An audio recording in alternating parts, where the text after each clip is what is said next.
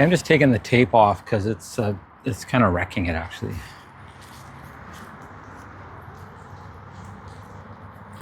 But I did want you to see how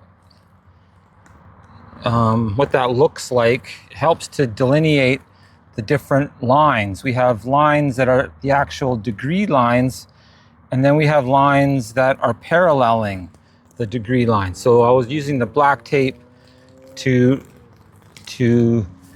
delineate the lines that were paralleling or running parallel to the degree lines. You see there's one down there on the x-axis, because what that enables us to do is fill in all those circles. Once we've established that first section of the diagram, this first ring, we start to build off of the positioning of these, and you can run that line along, and all of these circles have the same distance from the x-axis, just as all of these circles are either side of the 45 degree or the 3 do 9 degree line in base 12.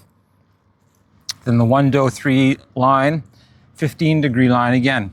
So the 15 and 45 are main lines where every ring of the diagram is just like a circle, circle, circle, just like that.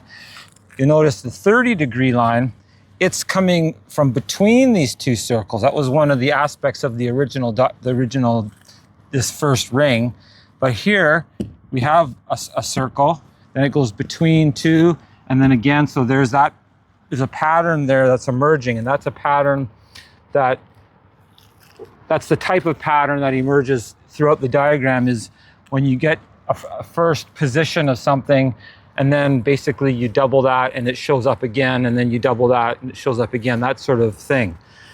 I think another example of that would be these ones, and I've sort of color coded them. You can see this blue line here, it's there, it passes between these two, and it's coming from this line here. So that all of these, once we've positioned these and we run a line through here at an angle, so this is 15 degrees, so this is 7.5 degrees, go over, it goes between here, we pick it up, and then every second one. And it's got an interesting pattern where you have here, it's on the one side of a circle, then it goes between, and then here it's on the other side of that circle. You can see, so I'm getting, okay, great. So that's working.